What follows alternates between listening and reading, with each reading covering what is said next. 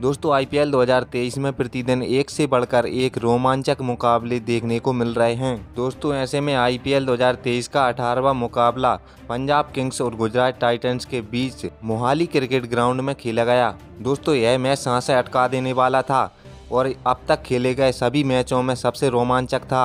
और इस मैच को गुजरात टाइटंस के बल्लेबाज राहुल तेवतिया ने किस तरह से अपनी ओर मोड़ा और गुजरात टाइटन को जीत दिलाई बताएंगे आपको इस वीडियो में। लेकिन दोस्तों अगर उससे पहले अगर आप भी हार्दिक पांड्या को एक बेहतरीन कप्तान मानते हो तो इस वीडियो को लाइक करके चैनल को सब्सक्राइब जरूर कर दीजिएगा। दोस्तों राहुल तेवतिया की खतरनाक बल्लेबाजी का पूरा वीडियो देखने के लिए वीडियो को अंत तक जरूर देखिएगा। दोस्तों इस मुकाबले में गुजरात टाइटंस के कप्तान हार्दिक पांड्या ने टॉस जीतकर पहले गेंदबाजी करने का फैसला किया। दोस्तों पंजाब की पारी का आगाज करने के लिए प्रभ सिमरन और कप्तान शिखर धवन आते हैं। वहीं गुजरात की तरफ से पहला ओवर लेकर आते हैं मोहम्मद शमी। दोस्तों इस मैच में मोहम्मद शमी ने अपने ओवर की दूसरी गेंद पर ही प्रभ सिमरन को राशिद खान के हाथों कैच आउट करवा दिया। दोस्तों पंजाब की तरफ से तीसरे नंबर पर बल्लेबाजी करने के लिए आते हैं शॉट और प्रभ सिमरन 0 के स्कोर पर आउट हो गए। शिखर धवन और शॉट मिलकर कुछ अच्छे शॉट्स लगा रहे थे, तभी दोस्तों पारी का चौथा ओवर फेंकने के लिए आए जॉश लिटिल द्वारा फेंकी गई एक गेंद पर शिखर धवन ने छक्का लगाना चाहा, लेकिन गेंद बल्ले का ऊपरा किनारा लेकर ऊपर चली गई और जोसेफ ने शिखर धवन का शानदार तरीके से कैच पकड़ लिया। और दोस्तों इस कैच के चलते शिखर धवन 8 गेंद पर 8 रन बनाकर पवेलियन वापस चले गए। दोस्तों अब पंजाब की तरफ से चौथे नंबर पर बल्लेबाजी करने के लिए आते हैं राजपक्षे और शॉट अच्छी बल्लेबाजी कर रहे थे, लेकिन दोस्तों पारी का 7वां ओवर डालने के लिए आते हैं करामाती खान यानी कि राशिद खान ने 7वें ओवर की चौथी गेंद पर शॉट को क्लीन बोल्ड कर दिया और उन्हें बाहर का रास्ता दिखा दिया। दोस्तों शॉट ने 24 गेंदों में 36 रनों की एक उम्दा पारी खेली। दोस्तों अब बल्लेबाजी करने के लिए आते हैं जीतेश और राजपक्षे ने मिलकर कुछ अच्छे शॉट्स लगाए और शुरुआत में अच्छे रन बनाए, लेकिन मोहित द्वारा डाली गई 12वें ओवर की पहली गेंद जीतेश का बल्ले का बाहरी किनारा लेकर विकेटकीपर रिद्धिमान साहा के दस्तानों में चली गई, लेकिन दोस्तों इसे अंपायर ने नॉट आउट करार दे दिया गया। फिर रिद्धिमान साहा के कहने पर कप्तान हार्दिक पांड्या ने डीआरएस लिया और डीआरएस में चेक करने के बाद टीवी अंपायर ने उन्हें बाहर का रास्ता दिखा दिया यानी कि आउट करार दे दिया गया। दोस्तों पंजाब की पारी को आगे बढ़ाने के लिए आते हैं सैम करन, लेकिन दोस्तों पंजाब की पारी में कोई टिककर बल्लेबाजी नहीं कर रहा था, एक आ रहा था और एक जा रहा था। दोस्तों आने वाला नया बल्लेबाज खुरकल बल्लेबाजी नहीं कर पा रहा था क्योंकि पंजाब के लगातार विकेट्स गिरते जा रहे थे।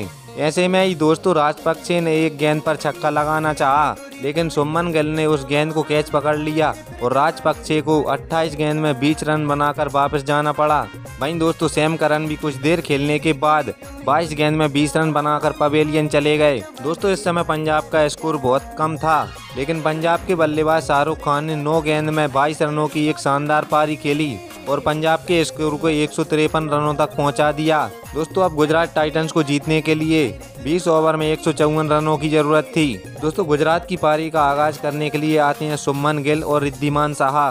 दोस्तों रिद्धिमान साहा शुरू से ही खतरनाक बल्लेबाजी कर रहे थे, लेकिन रबाड़ा द्वारा फेंकी गई 5वें ओवर की तीसरी गेंद पर रिद्धिमान साहा ने छक्का लगाना चाहा और कैच आउट हो गए। रिद्धिमान साहा ने इस पारी में 18 गेंद में 30 रनों की धमाकेदार पारी खेली। दोस्तों नंबर 3 पर बल्लेबाजी करने के लिए आते हैं एस सुदर्शन, लेकिन सुदर्शन ज्यादा देर तक टिक नहीं पाए और अर्शदीप द्वारा फेंकी गई एक गेंद पर प्रभु सिमरन के हाथों कैच आउट हो गए। साई सुदर्शन ने इस पारी में 20 गेंद में 19 रन बनाए। दोस्तों अब क्रीज पर बल्लेबाजी करने के लिए खुद कप्तान हार्दिक पांड्या आ चुके थे और मैच को जिताने की पूरी जिम्मेदारी शुभमन गिल और कप्तान हार्दिक पांड्या पर थी, लेकिन दोस्तों कप्तान हार्दिक पांड्या भी कुछ नहीं कर सके और 11 गेंद पर 8 रन बनाकर कैच आउट हो गए।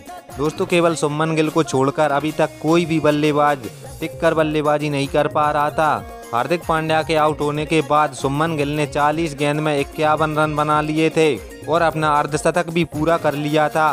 दोस्तों अब बल्लेबाजी करने के लिए आए डेविड मिलर, तब तक पारी का आखिरी ओवर आ चुका था। दोस्तों गुजरात टाइटंस को जीतने के लिए 6 गेंद में 7 रनों की जरूरत थी।